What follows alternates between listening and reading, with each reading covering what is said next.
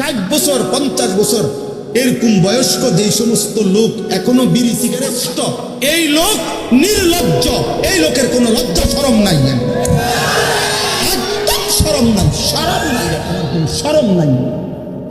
60 বছর বয়সেও আপনার থেকে যদি এই সমাজের ছেলে পেলে নাতি নাতনি কিছুই শিখতে না পারে, আর কোন দিন শিখবো? 60 বছর বয়সে আপনার থেকে কি শিখবো? বিড়ি ঘরের থেকে শিখবে কি? কথা বলেন না কেন? চা দোকানে যে নর্তকীর নাচ দেখে, টেলিভিশনে নর্তকীর নাচ দেখে, এমন বুড়া মেয়ের থেকে বাকিরা কি শিখবে? বলেন, আপনি বলেন, বলো, একজন প্রতিবাদ করেন, আপনি এসে এখানে বলেন কি শিখতো আপনার থেকে? বিড়িখানা কি শিখতো? আপনাদের সন্তান আপনাদের কাছে আমানত। এই ছেলে পেলেগুলো নামাজ পড়ে না, এই ছেলেগুলো সারাদিন রাত মোবাইল টিপে জাতির ভবিষ্যৎ। বলো না আব্বা, তোমরা যারা ছেলেরা নামাজ পড়ো না, একদিনও তোমরা আগামী দিনে কেমনে বাঁচবা? কেমনে বাঁচবা? আল্লাহর দয়া ছাড়া বাঁচবা কেমনে রে আব্বা? আল্লাহর ফজল ছাড়া কেমনে বাঁচবা? আফসোসের ব্যাপার। হযরত আব্দুল্লাহ ইবনে মাসউদ বলেন, লাম ইয়াতাখাল্লাফ আন্না, নবীজির জামানায় ফজরের নামাজে মসজিদের জামাতে, 5 ওয়াক্ত নামাজের জামাতে যারা উপস্থিত হতো না, অনুপস্থিত থাকতো, খোদার কসম সাহাবী বলেন আমরা তাদেরকে বুঝতাম কানা মুনাফিকান বাইয়িনুন নিফাক, এটা প্রকাশ্য মুনাফিক। আল্লাহর কসম, নবী সাহাবী মসজিদের জামাতে যে আসতো না, সাহাবী বলেন আমরা তাকে চিনতাম এটাই, এই নামে যে এটা প্রকাশ্য মুনাফিক। এই মাহফিলের সাথে সম্পৃক্ত তোমাদের অনেকের গলায় বেইস আছে, আমি তোমাদেরকে বলবো, তোমরা যদি আমগরে ভালোবাসে থাকো, মহব্বত করে থাকো, এই মহব্বতের দাবি নিয়ে বলতেছি আব্বা, তোমরা একজন আরেকজনকে আগামীকালকে মিটিং করো, পরামর্শ করে বসো যে আমরা এক বন্ধু আরেক বন্ধুকে ফজরের নামাজের জন্য ডাকবো। বলো ইনশাআল্লাহ, দেখবা একজন একজনের সাথে ওয়াদা করো, তাহলে দেখবা বরকত হবে।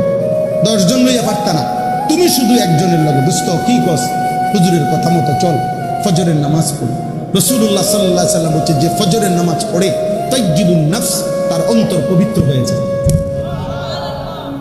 তাইয়্যিবুন নফস, আল্লাহ নবী বলছে যে ফজরের নামাজ পড়ে না, আল্লাহর কসম নবী বলছে খাবিসুন নফস, ওর অন্তর হলো খবিস, ওইটা খবিস, খবিস, এটা খবিস, খবিস। এটা ফজরের নামাজ যে পড়ে না, এটা খবিস, খবিস, খবিস এটা। আর আল্লাহর নবী বলছে খবিস পায়খানায় থাকে। খবিস থাকে কোথায়? পায়খানা। এই জন্য নবীজি বাথরুমে পায়খানায় ঢুকতে এই খবিস থেকে পানা হতেন। নবীজি এটা কেন কইতেন? বাথরুমে ঢুকতে কেন বলতেন যে আল্লাহ খবিস থেকে পানাহ চাই? তাহলে বোঝা গেল বাথরুমের ভিতরে কে আছে? খবিস। রাসূলুল্লাহ সাল্লাল্লাহু আলাইহি সাল্লামের হাদিস।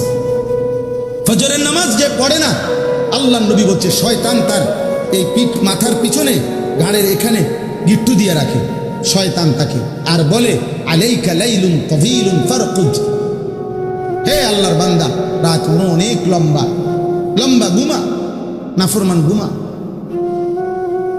শয়তান তাকে আটকায় রাখে, আবদ্ধ করে। নাউজুবিল্লাহ। তো আমার কথাটা শেষ হয়েছে না। রাসূলুল্লাহ সাল্লাল্লাহু আলাইহি সাল্লাম এই সূরা হুদ যে কথাটা বলতেছিলাম, 5টি জাতির আযাবের বর্ণনা ওই সূরার মধ্যে আছে। কোন সূরা বলেন তো? সূরা হুদ, 11 নম্বর সূরা কোরআনে।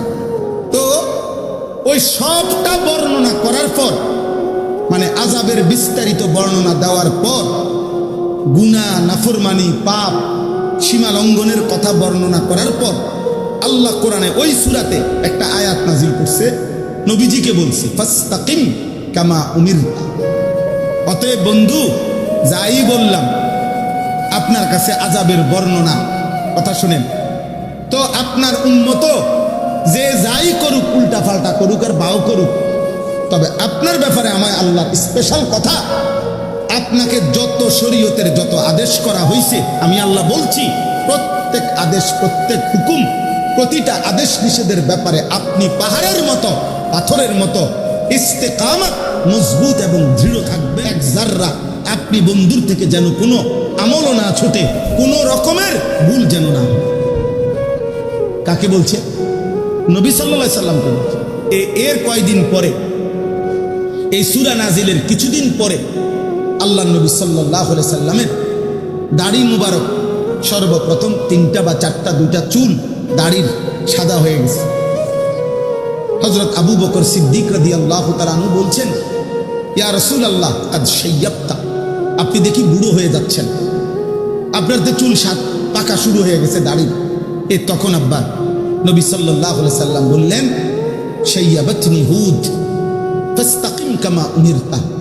আবু বকর, বিশ্বাস করো, সূরা হুদের আযাবের বর্ণনা আমারে বুড়া বানায় ফেলছে, আর আমার আল্লাহর এই আদেশ যে আমি যেন আমার আল্লাহর হুকুমের উপরে এক চুল এদিক সেদিক না হয়, মজবুত থাকতে বলছে। এই দায়িত্ব, এই ভার, এই ওজন আমার বুড়া বানায়। আমার কলিজার মধ্যে 24 ঘন্টার ভয় বিরাজ করছে। আহা, এই আযাবের যেই বর্ণনা আল্লাহ দিছে, আমার উম্মত যদি আবার নাফরমানি করে, আমার উম্মতের কি জানি হবে। আর আল্লাহ যে আমারে বলছে, আমার দ্বারাও যেন এক যাররা পরিমাণ আমল না ছুটে, দায়িত্ব পালনের এই কঠিন অনুভূতি আমি তো চেষ্টা করছি, তবু আমার আল্লাহর কথা মনে পড়লে, আল্লাহর কথা মনে পড়লে আমার শরীরে কাঁপ দিয়ে ওঠে। এজন্য আমার চুল পাকা শুরু হয়ে গেছে। ইলম, কোরআন সুন্নাহর ইলম শতভাগ বিনয়ের সাথে গ্রহণ করতে হবে। আদম আলাইহিস সালামকে সৃষ্টি করে 60 হাত লম্বা তৈরি করে রূহ দিলেন, আদমকে রূহ দিলেন, একেবারে বিশুদ্ধ হাদিসের মধ্যে আছে। তো আল্লাহ তাআলা প্রথম দিন আদম আলাইহিস সালামকে দিয়ে প্রথম কি কাজ করাইলেন, কি করাইলেন আদমকে দিয়ে? প্রথম কি করছে?